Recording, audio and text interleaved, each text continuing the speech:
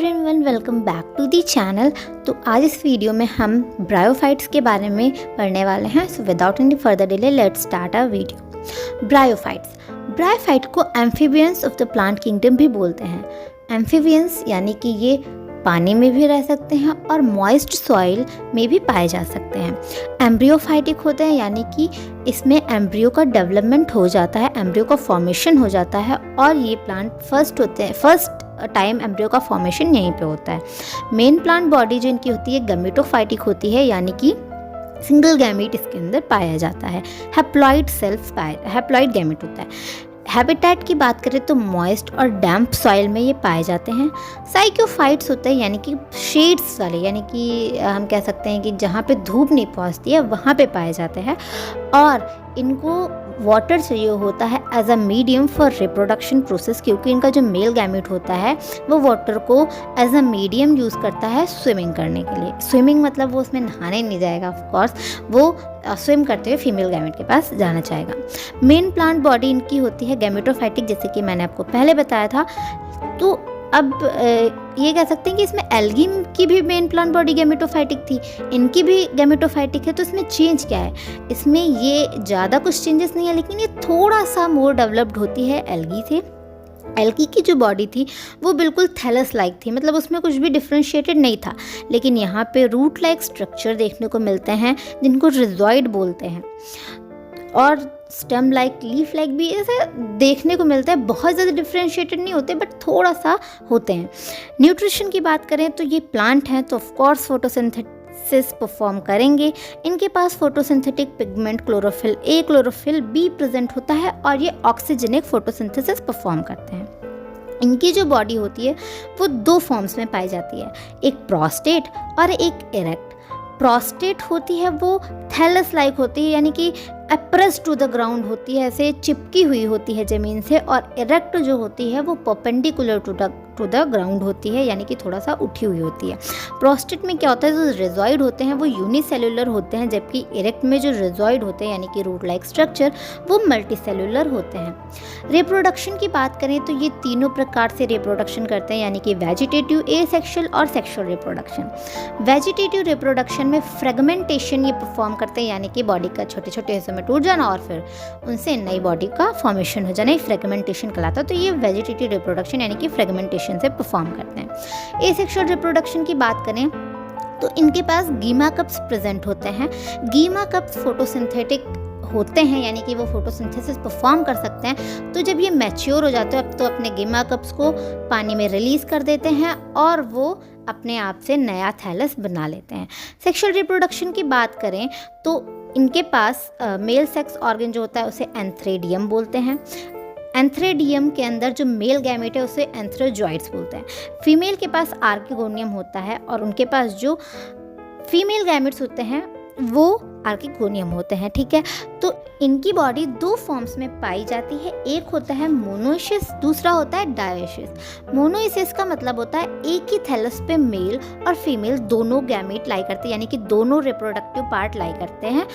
दूसरा ये होता है डायोइसिस, यानी कि मेल अलग होता है, फीमेल अलग होती है। तो अगर मेल अलग है फीमेल अलग है तो मेल गैमेट को वाटर चाहिए होता है as a medium for swimming, तो जिससे वो फीमेल गैमेट के पास आ जाता है। अब रिप्रोडक्शन की प्रोसेस को थोड़ा समझते हैं। अब इनका जो एंथ्रेजॉइड्स है, मान लो कि ये डाइशियस प्लांट की मैं बात कर रही हूँ, इनका एंथ्रेजॉइड है, इसने वाटर को एज अ मीडियम यूज़ किया, ये गया फीमेल गैमेट आर्किगोनियम में एग सेल्स होते हैं, तो ये वहाँ पे जाके फ्यूज़ हुआ, वहाँ पे इसने बनाया जाइगोट जो इनका होता है ये स्पोरोफाइटिक होता है, यानी कि इसमें 2n होते हैं, और फिर बनता है embryo. First time formation of embryo in plants bryophytes में होता है। तो अब यहाँ पे बन गया एम्ब्रियो का डिफरेंशिएशन होगा तो फुट, जिसको रूट टाइप स्ट्रक्चर होगा उसको फुट बोलते हैं, सेटा यानी कि जो स्टेम लाइक स्ट्रक्चर होता है, और कैप्सूल कैप्सूल के अंदर इनका जो एम्ब्रियो होता है वो डेवलप होता है। अब ये स्पोरोफाइटिक होते हैं तो इनके पास ना फोटोसिंथेटिक पिगमेंट नहीं होता, यानी कि ये फोटोसिंथेसिस नहीं कर सकते। इसीलिए जब ये पानी में रिलीज़ कर दिए जाते हैं तो अगर इनको जीना होगा फॉर सर्वाइवल, इन्हें गैमेटोफाइटिक कंडीशन में आना पड़ेगा।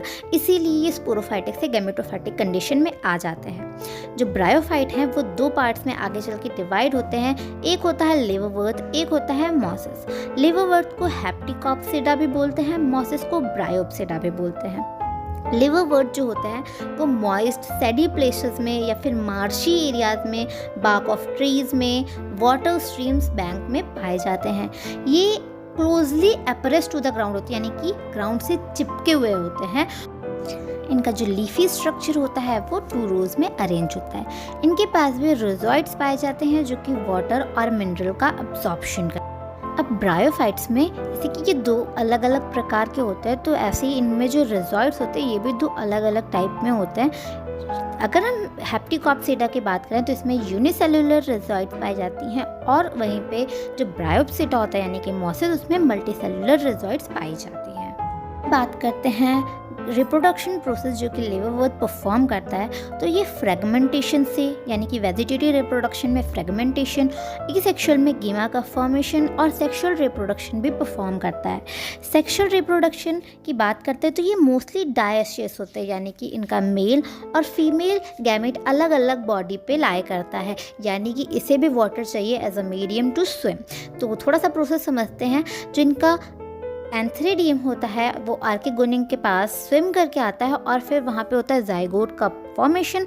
जाइगोट फॉर्मेशन के बाद माइटोटिक डिवीज़न होता है और मल्टीसेलुलर स्पोरोफाइट फॉर्म होते हैं। अब जो फीमेल बॉडी होती है वहाँ पे जो ये जाइगोट है ये डेवलप होता है, फुट सेटा स्पोरोफाइट में कन्वर्ट हो जाता है। कैप्सूल के अंदर स्पोरोफाइट जो है होते हैं जो कि ग्रो करते हैं वो नॉन ग्रीन होते हैं, यानी कि वो फोटोसिंथेसिस परफॉर्म नहीं कर पाते, वो डिपेंड करते हैं गैमेटोफाइटिक कंडीशन पे। अब क्या होता है, अब इसमें स्पोरोफाइटिक में मियोसिस होता है। मियोसिस ये कैप्सूल के अंदर ही होता है और फिर ये हैप्लॉइड स्पोर बन जाते हैं, और हैप्लॉइड स्पोर बनने के बाद यानी कि ये गैमेटोफाइटिक कंडीशन में आ गए, उसके बाद ये फिर मेल या फिर फीमेल यानी कि एंथ्रेगोनिया या फिर आर्किगोनिया, जो भी इनका गैमेट होता है उसके हिसाब से इनका थैलस बन जाता है। लिवरवर्थ के अंदर डोमिनेंट गैमेटोफाइटिक फेस होता है, यानी कि हैप्लॉन्टिक फेस होता है, यानी कि इनके पास सिर्फ एन यानी कि सिंगल गैमेट रह सकता है, क्योंकि इनका जो सेप्रोफाइटिक कंडीशन होती है उसमें ये नॉन ग्रीन होते हैं, यानी कि फोटोसिंथेसिस परफॉर्म नहीं कर सकते। तो अगर इन्हें सर्वाइव करना है तो ऑफ कोर्स इन्हें गैमेटोफाइटिक कंडीशन में आना होगा। ठीक है, अब बात करते हैं हम मॉसिस के बारे में। मॉसिस जो होते हैं वो erect perpendicular to the ground होते हैं, यानी कि वो ग्राउंड से परपेंडिकुलर होते हैं और ये damp, cool, moist and shady places में पाए जाते हैं। इनकी भी मेन प्लांट बॉडी गैमेटोफाइटिक होती है, यानी कि ये हैप्लॉन्टिक बॉडी में रहते हैं।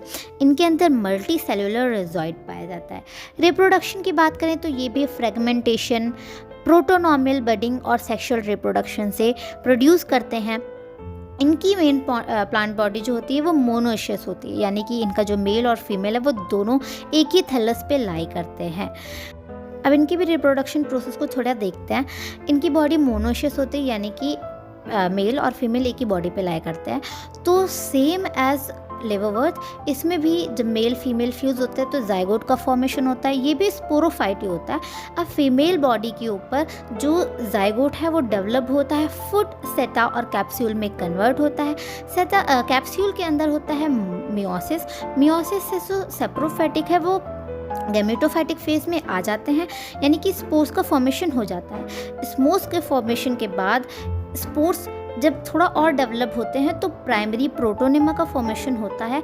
तो और ये प्राइमरी प्रोटोनेमा होता है ये ग्रीन होता है, यानी कि फोटोसिंथेसिस परफॉर्म कर लेता है। फिर ये थोड़ा और डेवलप होता है और इसमें लेटरल बर्ड्स बनते हैं और ये सेकेंडरी प्रोटोनेमा का फॉर्मेशन होता है। सेकेंडरी प्रोटोनेमा आगे चल के गैमेटोफाइटिक प्लांट बॉडी का फॉर्मेशन कर देता है। जो ब्रायोफाइट है उसमें लिवरवर्थ के बारे में भी हमने देखा, तो थोड़ा बहुत इसी से मैच करता था उसका रिप्रोडक्शन, लेकिन मॉसिस में जो सेप्रोफाइटिक है कंडीशन वो मोर एलाबोरेटेड है देन लिवरवर्थ। यानी कि लिवरवर्थ में क्या था कि नहीं सर्वाइव कर पाता था, उसे गैमेटोफाइटिक कंडीशन में तुरंत से चेंज होता, लेकिन इसमें थोड़ा सा एलॉबरेटेड है देन लिवरवर्थ। अब जैसे जैसे प्लांट थोड़े थोड़े डेवलप हो रहे हैं उसमें चेंजेस आ रहे हैं। तो एल्गी में हमने देखा था कि उनकी मेन प्लांट बॉडी गैमेटोफाइटिक होती है और वो गैमेटोफाइटिक पे ही डिपेंड करते हैं। ब्रायोफाइट में भी सेम है, लेकिन ये थोड़ा सा डेवलप है देन एल्गी। इसमें हमने 2 पार्ट्स की बात करी, लिवरवर्थ एंड मॉसेस। तो लिवरवर्थ को ना एंशिएंट स्पोरोफाइटिक कहा जाता है और मॉसेस को थोड़ा सा एडवांस स्पोरोफाइट कहा जाता है। अब लिवरवर्थ का एग्जाम्पल देखते हैं तो मॉर्चेंचिना और रिसिका एग्जाम्पल एनसीईआरटी में नहीं है, लेकिन मॉर्चेंचिना है तो आप याद कर लीजिएगा। मॉसेस के एग्जाम्पल हैं पॉलीट्राइकियम, स्फैगिनम एंड फ्यूनेरिया। अब बात करते हैं हम इकोनॉमिक इम्पॉर्टेंस ऑफ ब्रायोफाइट्स की। तो जो ब्रायोफाइट्स होते हैं ना उनकी बहुत ज़्यादा कोई इकोनॉमिकल इम्पॉर्टेंस नहीं है हमारे नेचर में, लेकिन इकोलॉजिकल इम्पॉर्टेंस इनकी बहुत ज़्यादा है। ब्रायोफाइट्स और लाइकेन मिलकर सिम्बायोटिक रिलेशनशिप शो करती हैं। ये ना एक प्रकार के पॉइनियर स्पीशीज़ होती हैं। पॉइनियर स्पीशीज़ का मतलब क्या होता है, जैसे कि मान लो कोई एक बंजर ज़मीन है या फिर कोई पहाड़ है, चट्टान है, तो वहाँ पे पेड़ वेड़ तो है नहीं। अब क्या होगा, ये जो ब्रायोफाइट्स हैं ये मान लो लाइकेन कहीं पे जैसे पहाड़ पे गलती से आ गया ऐसे उड़ते उड़ते और ये ब्रायोफाइट्स वहाँ पे पहुँच गए, तो ये क्या करेंगे, लाइकेन ये ना थोड़ा सा एसिड रिलीज़ करेंगे, तो पत्थर में थोड़ा सा ऐसे इस पर गड्ढा हो जाएगा। तो क्या होगा, जब मान लो बारिश वगैरह हुई तो वहाँ पे बारिश इकट्ठा हुई, हवा ववा चलती रही तो थोड़ी थोड़ी ऐसी मिट्टी वगैरह आती गई, तो वहाँ पे जो कोई भी मान लो जैसे बीज है वो उड़ता हुआ आया, तो वो उस मिट्टी में जितना भी न्यूट्रिशन था उतने अब्जॉर्ब किया, जितना ग्रो होना था हुआ, लेकिन अब क्या न्यूट्रिशन बचा नहीं और पत्थर से तो न्यूट्रिशन निकलने वाला नहीं है, तो वो क्या करेगा वहाँ पे फिर वो डेड हो जाएगा। डेड होके क्या होगा, वो फिर वहाँ पे डिकिंग हो जाएगा, डिकम्पोज हो जाएगा, और डिकम्पोज हो जाएगा तो भैया बढ़िया है, डिकम्पोजर का काम करेगा। और यही प्रोसेस जब बार बार रिपीट होगी तो वो पहाड़ पे भी एक दिन बड़े बड़े पेड़ हो जाएंगे। कैसे भैया, डिगिंग मैटर है और वहाँ पे बहुत ही ज़्यादा न्यूट्रिशन वगैरह हो जाएंगे ऐसे। और ये ना डेंस मैट के जैसे ग्रो हो जाते हैं ज़मीन पे, और जिससे ये सॉइल इरोजन को भी प्रिवेंट करते हैं। इनकी एक स्पीशीज़ होती है जो कि स्फैगिरम, जो कि फ्यूल के जैसे यूज़ की जाती है, जैसे कि जिसको हम पिट मॉस भी बोलते हैं। ब्रायोफाइट को हम ट्रांसशिपमेंट में भी यूज़ करते हैं लिविंग मटेरियल के, और ब्रायोफूड को एज अ फूड और फोडर भी यूज़ किया जाता है। तो आई होप कि आपको ये वीडियो पसंद आया हो। काफ़ी लॉन्ग नहीं था, लेकिन ये क्विक रिकॉल के लिए बहुत ही अच्छा है, और इसमें मैंने एनसीईआरटी में जितने भी पॉइंट्स थे इंपॉर्टेंट सारे कवर किए हैं। तो अगर आपको ये वीडियो अच्छी लगी हो then please make sure to like the video and also subscribe to my channel. Thank you for watching, और अगली बार भी जो न्यू वीडियो आए देखना मत भूलना। Thank you, bye bye.